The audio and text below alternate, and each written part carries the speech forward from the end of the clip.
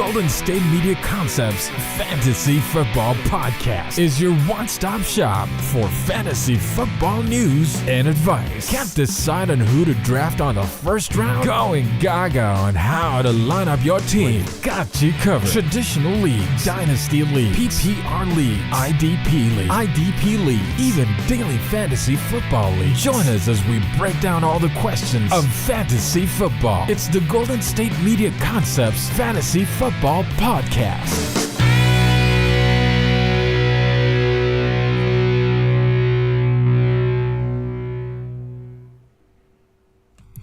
What is going on, ladies and gentlemen? We're back for another episode of the GSMC Fantasy Football Podcast. My name is Austin. I am the host. Super happy to be here as always after another crazy, kind of fluky week 6 of fantasy football that we all had to endure this week. I'm sure everybody is going through it, and I'm here to pick up the pieces with y'all. This is GSMC's Fantasy Football Podcast. We are brought to you by the GSMC Sports Network. Super happy and glad that they allow me to be the Fantasy Football Podcast host. Very grateful for the opportunity. Going live at 7 p.m. Mountain Time every single day. Hope you guys are tuning in and watching. I'm sure you noticed, if you've been watching my previous episodes, I shaved the mustache off. It feels like I erased my entire face off of my face, but that is okay. Guys, let's just share a little bit about my day. I went and I got a haircut today. Thought it was a fresh, clean haircut. Thought it was going to be a good situation. Went in there, went to Floyd's, and immediately I'm like, yo, I want to keep all the length. Give me all the length. And I want to show y'all the back of my head, because she literally, after I said I want to keep all the length, hit me straight with the razor to the back of my head. So I got a free haircut today. Not too bad. It could be worse. And I got a free one for the next time I want to go too. And they hooked me up with that because they were upset that I was upset with my haircut. So, shout out Floyd's for that. Appreciate y'all. Guys, make sure to check out Patreon too if you're interested in any more of my fantasy football takes. I'm always dropping a Patreon episode every single day. 2 extra segments, Monday through Friday. Only place you can get my exclusive fantasy football takes is over at the Patreon. And then if I want to drop a tip, feel so generous, can head over to streamelements.com/GSMCsportsnetwork./tip. That's where you can do that if you're so generous and want to drop a tip. But I'm super excited to get into this show, guys. Got my winners and losers for you guys today from quarterback and wide receiver positions. Going to start off quarterback winners, go through the guys who had a pretty good day. It was kind of weird at the quarterback position, but we'll talk about that. Then going to go through the losers on the quarterback position. Had a lot of bad quarterback days, so it's not going to be too hard to speak on those guys. Then we're going to go through my wide receiver winners, and then finally my wide receiver losers for week 6 of this NFL action. I appreciate you guys for being here. Thank you so much, and I promise the Burn Leonard Fournette jersey will be here soon. Let's get into my winners, guys who had good days fantasy-wise, and also just good quarterback play. And obviously Tua Tagovailoa got it done against the Carolina Panthers at home. We all expected a big blowout win, and that's exactly what we got, although it was a bit of a scare to start. We started off with like a 14-0 for the Panthers, and I'm sure everybody was confused. Everybody who had bets on Miami was like, whoa, y'all better slow down. And then Tua and the whole offense ended up clicking too much speed. Ended up scoring, I think, 35 points straight on the Panthers defense and getting it done. And a lot of that was due to Tua Tagovailoa and his crazy accuracy. This man is a dog, and fantasy-wise, I love him as a quarterback one for any team. He was drafted way late in, those when we were starting off in fantasy football, drafted way later than a lot of these elite quarterbacks, and now he's sitting at quarterback 3 in all of fantasy football because he has an elite offense and he has a better offensive coordinator than the other guys in the league. So let's talk about it. Like I said, down early, very weird game, but Tua came back 21 for 31, 262 yards, 3 touchdowns, 0 interceptions in this game. And he found Tyreek Hill on a deep ball. Tyreek Hill then did a backflip in the end zone. Very, very funny to see that. And it was for like the NFL UK, like some video or post, and it was posted immediately. I thought that was really funny. He ended up getting a taunted penalty on that one. But the Tua Tyreek stack in fantasy football, I think right now with with Travis Kelce and Patrick Mahomes not clicking as much. Obviously, they're doing good things, and they're still getting wins, scoring touchdowns, all that stuff. But as far as like explosiveness, I think this would be the most explosive stack in all of fantasy football right now. The Tua Tyreek connection. I actually, in my fantasy league where I am the commish, against a team that was auto-drafted. He auto-drafted Tua and Tyreek and got really lucky there somehow, finding the best stack in all of fantasy football at the moment. So definitely really like that. If you can find any way to craft those two guys together on your team, it would be amazing. Obviously, this Dolphins offense had to do it without Devon Achane. It looked like no problem to them. Mostert is still the elite, dynamic, fast, shifty running back that they need. And we saw him hurdle over a guy. It completely cleared him. Obviously, he's getting older, but it doesn't look like his speed or his agility is going anywhere anytime soon.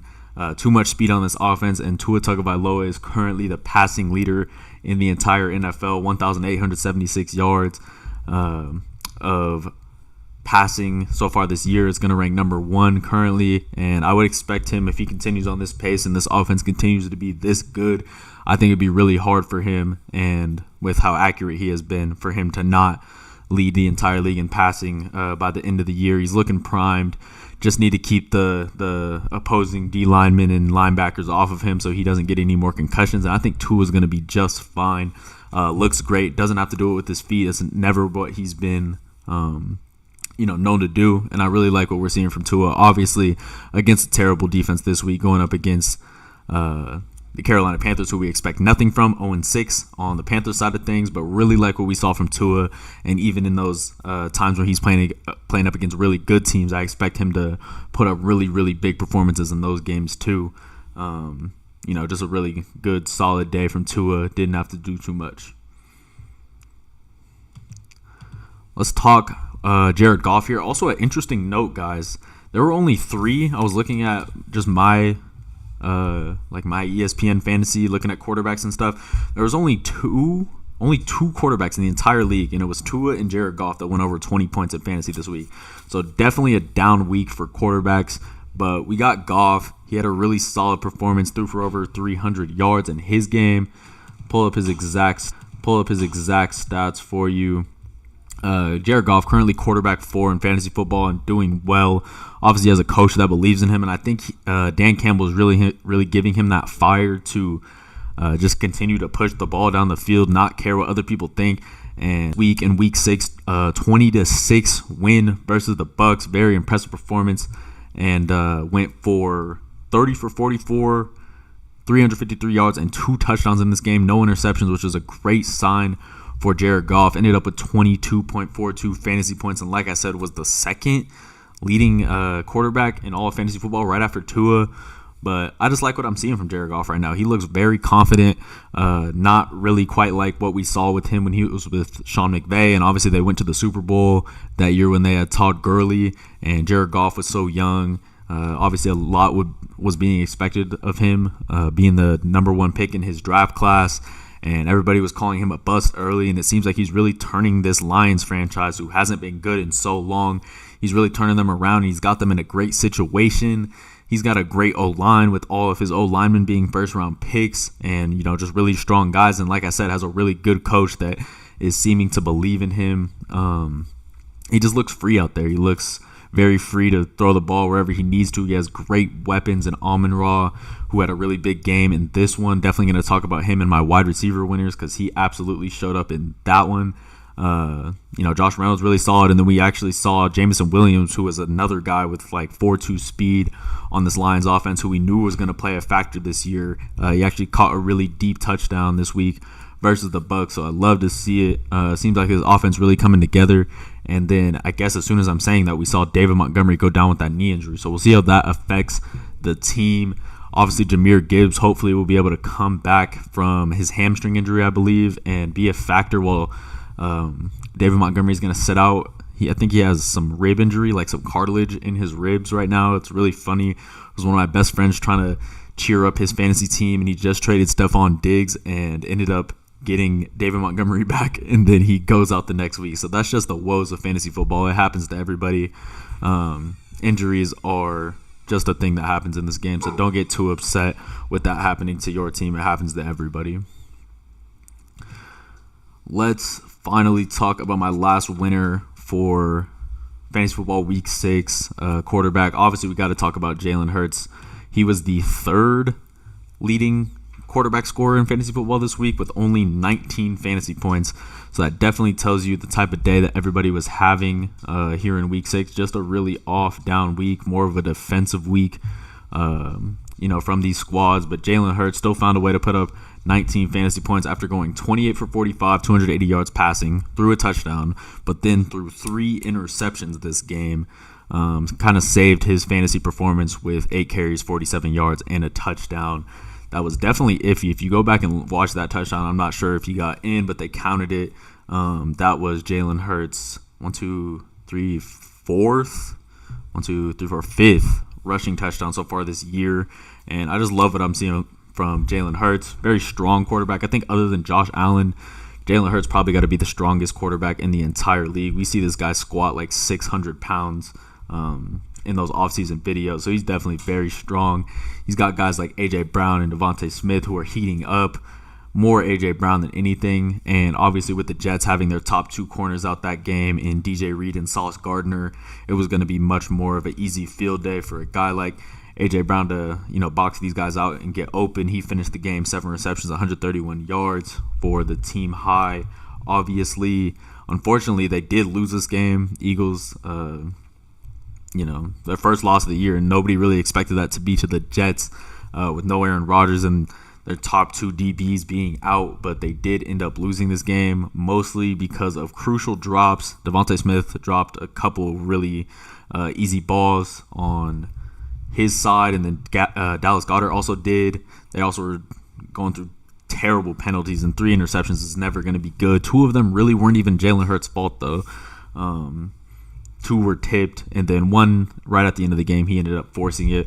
But it's just crazy that in a game where he didn't really have that good of a game on paper, obviously 3 interceptions never going to be good. He was still the 3rd leading scorer at the quarterback position. I just think Jalen Hurts is always just going to be a solid must start in any single league that he's going to be in. Obviously, you're always going to want to start him, and I would definitely be looking to trade for a guy like Jalen Hurts while his stock might be slightly down after this type of performance.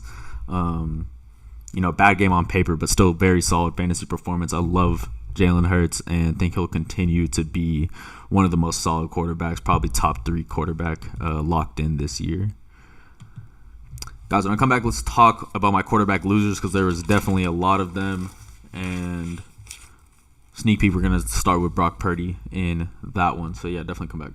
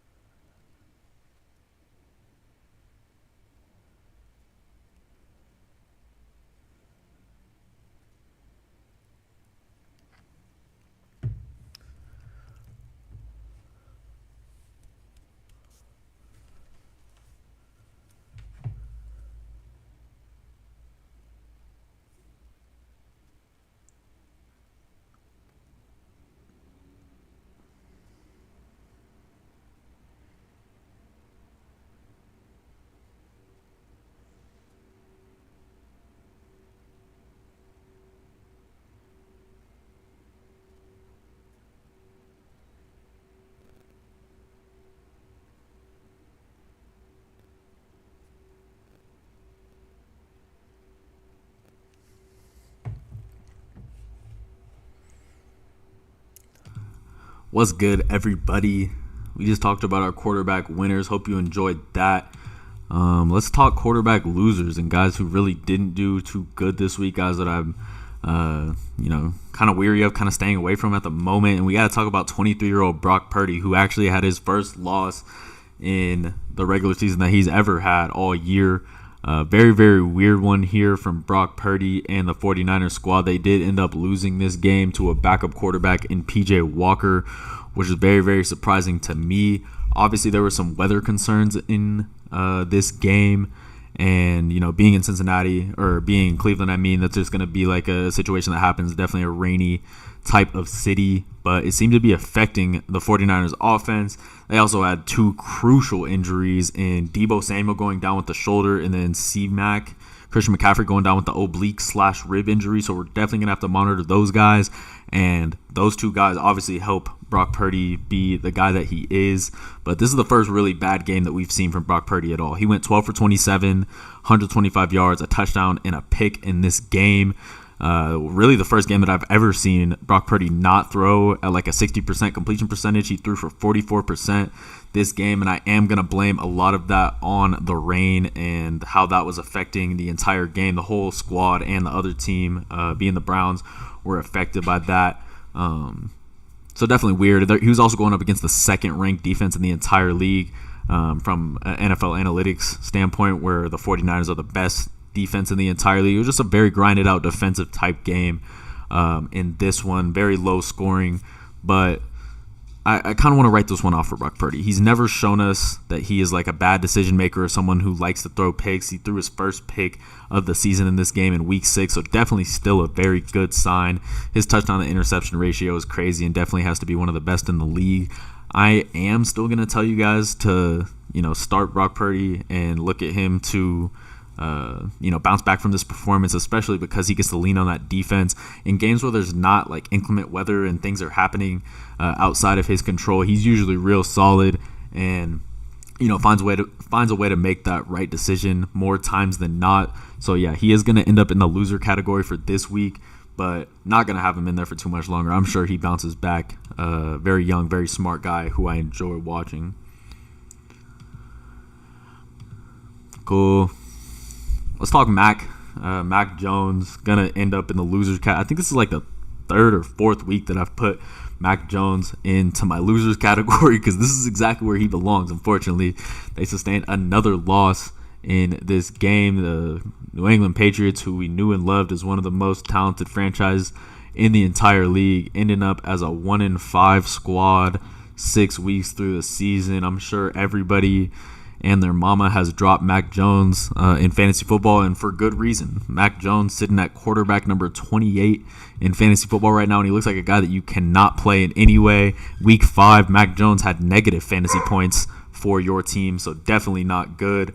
Sustained a 21-17 loss versus the Raiders here, and so far this season he has a 5 touchdown to 7 interception ratio, no passing touchdowns at all in the last 3 games. He has a 5 interceptions to 0 touchdown ratio in his last 3 games. This offense is sputtering right now. I saw that he was missing multiple open receivers. His pick that he threw, Hunter Henry was wide open, ready to make a great play, and he just completely overthrew him like 10 yards to throw it to a DB. This Patriots offense is bad. I don't want to invest in any of these guys fantasy football wise. Kendrick Bourne was a lone bright spot in this game. He went for 10 receptions, 89 yards. But other than that, everybody else was doing really bad. It looked like everybody else really only caught one ball. And you can't find a way to find a guy to lean on and actually be a good weapon for him in this offense. I definitely thought Hunter Henry was going to be his go-to guy, and he really didn't look for him at all in this one. Mac Jones, nothing new, is going to end up in the losers list for week 6. Wouldn't be surprised if we find him in the losers for the next coming weeks. It would not surprise me in any way. Yeah, rip to the Patriots. Let's talk Trevor Lawrence, though. Trevor Lawrence, very solid quarterback, someone who we've seen, in college, super talented, won a national championship, very, very good player, and has a good arm, good brain between his ears. Seems like he's, not too concerned with all like the bright light stuff like that. But Trevor Lawrence has not been a guy that you can really rely on in fantasy this year, just because he's not once this year gone over 20 points in a fantasy matchup. His season high was in week 1 with 17 points, and ever since then he's just been a middle-of-the-road type guy. Currently ranks as quarterback 15 in fantasy football, and this week he sustained a knee injury in the fourth quarter when the game was pretty much wrapped up, and you always hate to see that from a franchise type player like Trevor Lawrence. But like he did win the game. They beat the Colts again for the second time this season. They also beat them in week 1. This week his stats were 20 for 30, 181 yards, 2 touchdowns, and a pick. Decent game when I was just looking at it, but fantasy-wise, we need more from him. He's struggling to get Calvin Ridley involved right now. Seems like Christian Kirk's really the only option. Christian Kirk and Evan Ingram are definitely the favorites at the moment.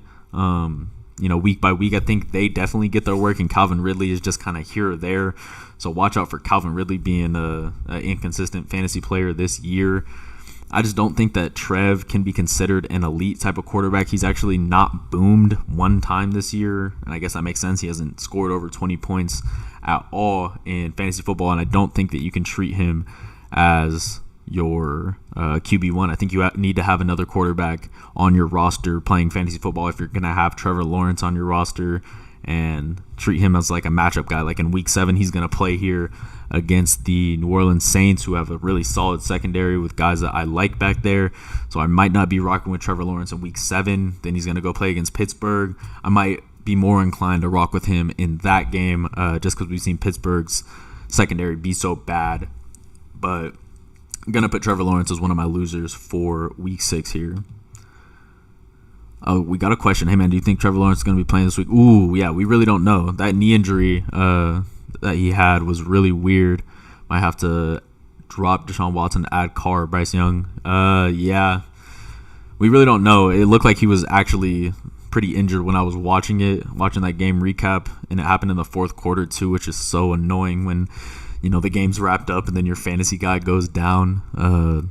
Yeah, definitely would, even if you do have Trevor Lawrence and you didn't already have it, like, you definitely need a quarterback to back up Trevor Lawrence regardless. Hopefully Deshaun finds a way to come back. I heard he almost came back this week, so maybe Deshaun Watson will be back next week, but I don't know the status on Trevor Lawrence, and on ESPN he's listed as questionable at the moment.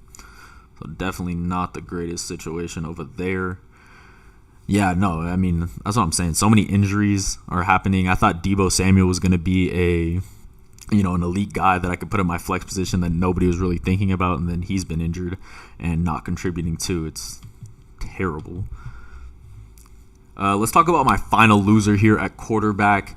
Talking about Kirk Cousins. Obviously, they won this game somehow, but the Vikings have been really bad thus far throughout the year. I think this was only their, second win this season, so they're 2-4 right now. Very talented roster, especially a very talented offense, and they just can't find a way to get it done. And Kirk really couldn't get it done through the air versus one of the worst coverages in the league, graded by PFF. I think the Chicago Bears are like 31st in coverage grade, and Kirk Cousins went 21 for 31, 181 yards and a touchdown. Didn't throw a pick, so that's definitely good, but 181 yards from Kirk in this offense, like, what? What is that? Finished with 8.74 fantasy points in this win. You could just tell how much he relies on Justin Jefferson to make these plays.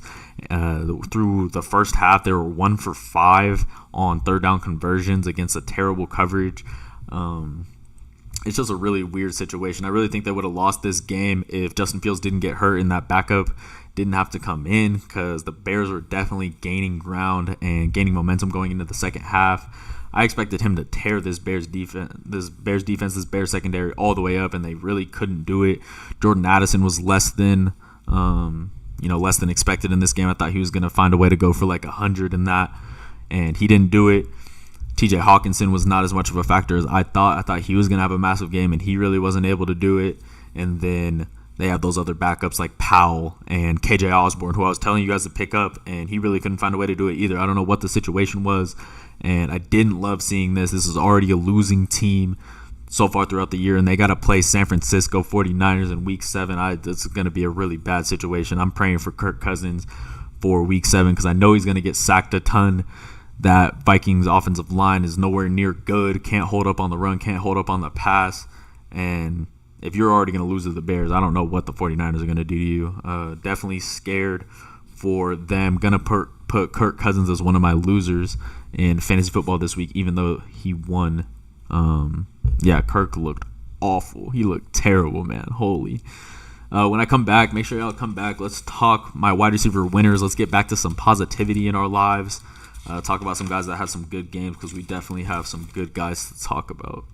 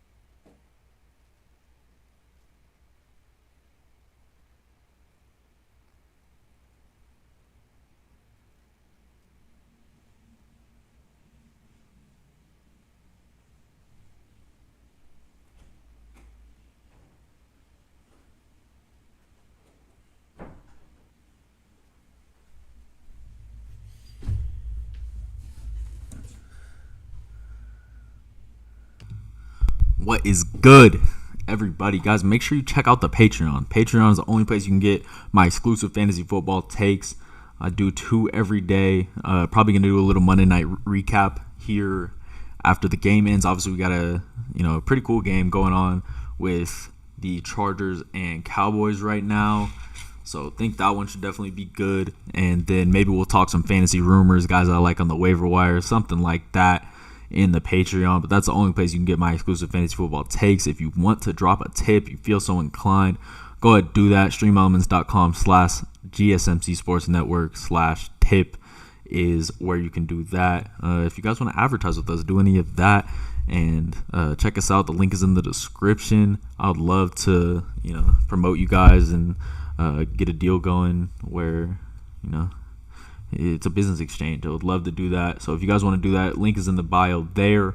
Let's talk my wide receiver winners, guys who did good in week 6 here. And I'd be remiss if I didn't start off talking about Cooper Kupp, comeback player of the year maybe. If DeMar Hamlin doesn't win it, no, probably not. He was only out those 4 weeks, and I'm so glad that I used my 10th pick to grab him. He looks like he's an automatic top 5 receiver, probably top 3 receiver if I'm being honest. Very, very good player and playing a ton of snaps. Doesn't look like that hamstring's bothering him anymore. So very happy for Cooper Kupp. Obviously, this first 2 games that he's been back, playing a ton of snaps, like I said, and popping off from a targets and a reception standpoint, as well as a yard standpoint. Scored his first touchdown this week too. He went 7 receptions for 148 yards and a touchdown in this game. He was tearing up this Cardinals secondary, just like I told you guys he would. He was my first guy that I put in my best bets. First guy that I liked just looking on paper for who was going to pop off this week was definitely Cooper Kupp.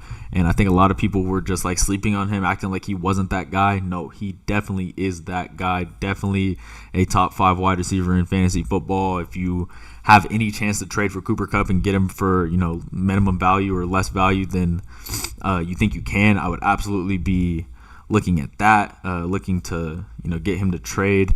And the best part is that he has golden arm at quarterback. He's got a golden arm, and Matt Stafford not looking too aged at the moment, obviously getting up there in years in his career.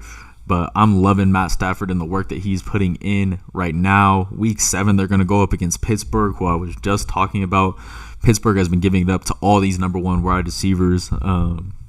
Obviously, they have Minkah Fitzpatrick back there as their free safety, probably a top 3 safety in the entire league. But I don't see a way that any of the corners that play for the Pittsburgh Steelers can keep up with Cooper Kupp. His route running is elite.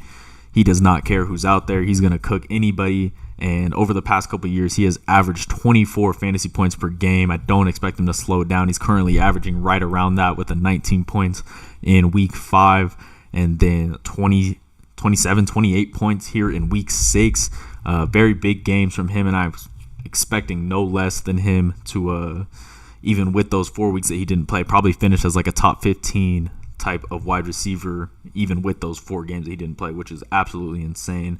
Love Cooper Kupp, definitely a winner this week. Also want to talk about Tyreek Hill. I didn't really put him in here because he's pretty much a winner every single week. But like I was talking about Tua, Tyreek was a winner as well. 6 receptions, 163 yards, and a touchdown, even going out for a drive. With that injury that he sustained, he came right back and kept putting in work. Cooper Kupp and Tyreek Hill definitely the biggest winners in fantasy football this week here in week 6 at wide receiver. Let's talk about so Cooper Kupp's my wide receiver 1. I got this guy, Adam Thielen, at my wide receiver 2, who was a steal. If you were able to grab Adam Thielen and you believed in this 33-year-old wide receiver, you have found a gem here in fantasy football, and I'm so glad that I did believe in this guy. Obviously, he had just gotten paid. And I want you guys to follow the money, like especially when we're going into next year or whatever in fantasy football. Make sure to follow these contracts, follow where the money's going, because that's usually where the ball is going to be going. Adam Thielen has been putting on a show this year. Week 1, didn't really do anything, only 3 points in week 1. Since then, 20 points, 31 points, 15 points, 27 points, 28 points. And going into his bye here in week 7, doesn't seem like anybody else on the Panthers offense really wants to do anything from a pass catching standpoint besides Adam Thielen, so we will take it. 0-6 team, doesn't look like they're going to be winning any games. Probably wouldn't be surprised if this team went 0-17, but I also wouldn't be surprised if we saw like a little 1,300 yard season from Adam Thielen. This guy's a target machine. Last 2 games, 13 targets. Week 4, 8 targets, and then week 3, 14 targets. I don't think Bryce Young knows where to throw the ball if Adam Thielen is not on the field, and he plays most of these snaps. He got an 80% snap share in this week 6 matchup. Just to put it in perspective for you guys, Adam Thielen currently has 509 receiving yards for the Panthers offense. 509. The next guy for the Panthers is going to be DJ Chark at 197 yards. So he has eclipsed everybody by about 300 yards so far this season. So if that doesn't represent wide receiver 1 type talent, I don't know what does. If there's any way for you guys to trade for Adam Thielen, I still believe that he is being undervalued slightly just because he's on such a bad team. I would absolutely be looking to trade for Adam Thielen, no question. Yeah, this guy is a monster. He has still got it, and he has showed that to us 6 weeks through this NFL season. So definitely liking Adam Thielen. Let's go to my next guy here for winners. We're still talking about winners here, and I want to talk about a guy who's been a little inconsistent thus far throughout the year. Not too inconsistent, though. Definitely a guy who receives a lot of targets, especially when Gardner Minshew is on the field. So I want that to be kind of what you guys are looking for here with Michael Pittman Jr. Pretty solid receiver, ranking right now in PPR leagues at wide receiver number 13 in the entire league. So still a top 15 type play. Probably a guy that I would consider to be a wide receiver 1 at the moment. this week went for 9 receptions, 109 yards in this game versus Jacksonville. Had 14 targets, so they're definitely looking to get him the ball. And all games that Gardner Minshew has played, he has been eyeing this guy with vicious intent. Absolutely love him. Another big fantasy game from him. Very, very happy about it. And he's absolutely the wide receiver number 1 in his team. The only guy who I really see working into his workload is a guy like Josh Downs, rookie wide receiver out of North Carolina, who we really like. Really solid wide receiver. But other than that, we really don't see any guys, working into his workload. So very, very happy. 24 fantasy points week 1. Since then, has kind of fell off a little bit. Hasn't caught a touchdown since week 1 either, but I'm sure he is due, for more touchdown luck later throughout the year. And with the target share that he's receiving, I don't see how he doesn't score 5, 6 plus touchdowns in this season. Definitely got to put him as a winner here in week 6 with the crazy amount of targets that he's getting. And as far as, if Anthony Richardson is out, obviously Anthony Richardson, more of a rushing quarterback and a guy who likes to take those bruising hits. If he continues to be out with that sprained AC joint and Gardner Minshew continues to be the starting quarterback here for the Indianapolis Colts, I don't see how our guy, Michael Pittman Jr. doesn't go for, 1,000, 1,200, maybe even probably like a 1,200-yard season. I see from Michael Pittman. Definitely going to continue the work that he's done. Love Michael Pittman. Going to put him in as a winner here for week 6. I think it's my final guy here for winners for wide receivers, and we got to talk about Mr. Consistent here, Amon-Ra St. Brown. Incredible route runner. I got him listed as like a top 5 receiver as it pertains to talent and some of the softest hands in the entire league. Very, very solid receiver. Obviously the wide receiver 1 here for the Detroit Lions, and like I was talking about with Jared Goff, this guy just has the freedom of movement to pretty much run any route, be more creative, and find those open spaces in the zones. He went for 12 catches, 124 yards, and a touchdown in this game. I'm always looking, just like a solid fantasy tip, whenever a guy like sits out, so Amon-Ra sat out week 5 versus Carolina, and they come back off like a insignificant type of injury where they just kind of miss 1 game or even like 2 games, something like that, where the injury is insignificant. I like to target those guys to have big games because they literally just got to rest for an entire week. They didn't get their body beaten up for the entire week, and they usually come back very, very strong. We did see that here with Amon-Ra St. Brown. Had 30 fantasy points. I think he was the leading wide receiver in all of fantasy. Maybe actually, Tyreek Hill was number 1. But then Amon-Ra with his 30-point performance against a pretty solid coverage over there in Tampa Bay. They got guys like Jamel Dean, Carlton Davis, who were playing, and he didn't really care. He got a ton of targets this game. Most targets we've seen from Amon-Ra in the 2023 season, with 15 targets this game. Very solid. Obviously, Jared Goff leans on this guy in third down situations. There was multiple third downs that Amon-Ra converted right over the middle, and he doesn't have to do too much. He really doesn't. He just goes in, catches a little 10-yard in or 15-yard in, and then does the rest himself. Very solid yards after catch type guy too. 3 out of his last 4 games, he's gone for 100 yards so far this season. So I expect him to continue to be a menace in fantasy football, someone who tears up opposing teams all the time. Kind of scared for his week 7 matchup here against Baltimore, where we saw a guy like Devontae Adams get shut down. We'll definitely be talking about Devontae Adams here in my losers list, because he absolutely belongs there this week. But like Amon-Ra, to keep the ball rolling, keep doing big things here in fantasy football. Guys, when I come back, let's talk wide receiver losers, and let's kind of wrap up the show. I got some disappointments that we got to talk about in fantasy football here, so make sure you come back.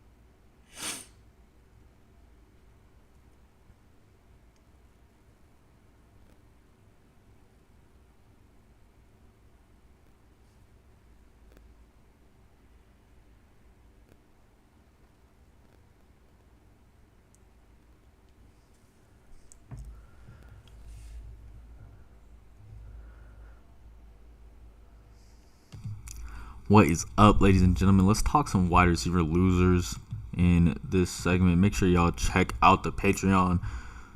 Most definitely 2 extra segments every single day over there on the Patreon. Super excited to bring those to y'all. But even more excited to talk about my wide receiver losers for the week, guys who did not perform well and hope y'all stayed away from here in week 6. And we got to talk about the disappearing act here from Calvin Ridley. He's been on and off this year. Obviously, last week kind of gave us signs of life in that Bills game where they were playing in London. This week, not so much. Here with the 4 receptions for 30 yards, and that was it. He also did add in a carry for -4 yards, which is never good in this one. He ranks as wide receiver number 25, and I feel like a lot of guys reach for Calvin Ridley, hoping that he would provide that fantasy value that would be like a wide receiver 1 type guy. That hasn't been the case so far this year, and it's just really weird. I don't really understand it. He's getting the target share. He this week got 8 targets, only was able to catch 4 of them. He had a crucial drop right over the middle that I had seen in the game, but I just don't think he has that gel yet, that chemistry built with Trevor Lawrence and the guys. If Trevor Lawrence is going to end up as a loser, I think it makes sense that Calvin Ridley would end up as a loser here, even in a win, obviously against the Indianapolis Colts. But he's just an inconsistent type of factor. He's a very good, deep play type wide receiver, but as far as being involved in the offense and running those timing routes, I don't think that he's all the way there yet with the offense. So definitely a scary sign. Think that he needs some more chemistry to be built with Doug Peterson and Trevor Lawrence, but got to put him as a loser here for this week because of his inconsistency. Devontae Adams, I told y'all we're going to talk about Devontae Adams here as a loser for fantasy football this week, and I was not lying. Devontae Adams pretty much got shut down here in this matchup, which was weird to see. I think he actually had the best PFF matchup in the entire league, and I always feel like PFF kind of just puts that out there and be like, oh yeah, no, take this guy for sure. This guy's definitely going to do good. And these last 2 weeks have been disappointing here from Devontae Adams. He's actually been out-targeted by Jacoby Myers in both of these games here, which is not good to see from a wide receiver 1, a guy who I know a lot of y'all spent your first-round pick on, and started the year off really strong this far, and then these last 2 weeks has been struggling. Still ranking as wide receiver 10. Yep, wide receiver 10 right now in fantasy football, even with these down weeks. I do expect him to find a way to get back on track. That shoulder has been bothering him so far throughout the season. I think he sustained that in week 4 and then went up against the Packers in week 5, which was a perfect spot for him to go up against his old team and have a big day. He didn't end up doing that. Jimmy Garoppolo not really looking his way too much in that game, and then in this game pretty much did a disappearing act. Only 2 receptions for 29 yards here in this game. Finished with 5 fantasy points. Definitely not good. His target share is going down too. We saw in week 3 here, he had 20 targets. Week 4, 13.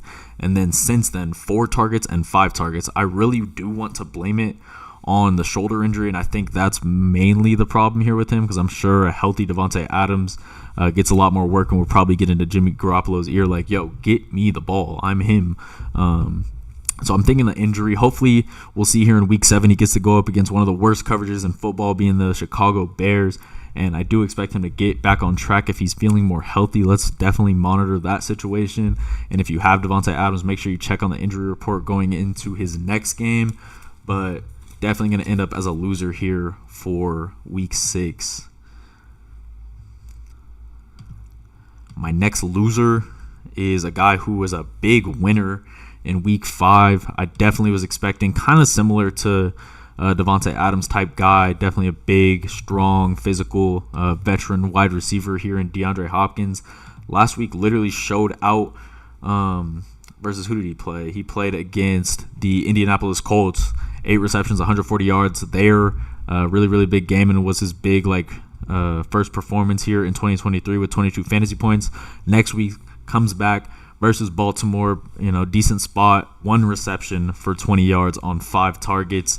I am going to have to blame this one, as I'm blaming the other one on the injury with Devontae Adams. I'm going to blame this one on the quarterback play. I believe that Ryan Tannehill was injured in this game, and then Malik Willis had to come in kind of midway through and try to make something out of nothing here with this squad. Really, I feel like this squad really has Derrick Henry and DeAndre Hopkins. Obviously, like guys like Tajay Spears making plays, but we should definitely be looking at DeAndre Hopkins much more as a factor. And he only got 5 targets this game. I think he should be getting way more than that. They're going into their bye week here in week 7, so hopefully they clean it up. Really do like teams off the bye, so maybe in week 8 we'll be looking to target DeAndre Hopkins again as a winner.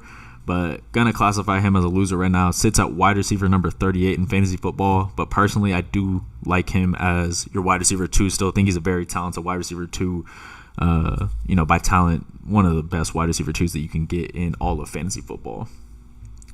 Then we're gonna wrap it up with my last guy here, and similar to Cooper Kupp, we got to talk about Puka Nacua and kind of how his role sits at the moment here in fantasy football.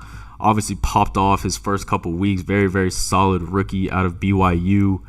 And this week, it was just a bit scary seeing his lack of production, lack of receptions. The targets were definitely still there for Puka. He went 4 receptions, 26 yards, but had the 7 targets, just 2 less than Cooper Kupp in this game, I believe. I think Cooper Kupp only had 9 targets this game, and Nacua had 7.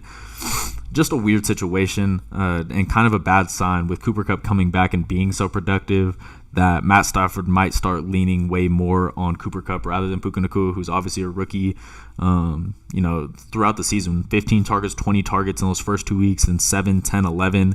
And then he drops down to his lowest targets being tied with 7, and then his lowest receptions with 4 against one of the worst coverages in Arizona. I was definitely expecting a much better game from him, so a little frustrated and upset about that, especially if you guys have Puka Nacua on your roster. Maybe a guy that we could be looking to trade early, very possibly, but I'll leave that up to you.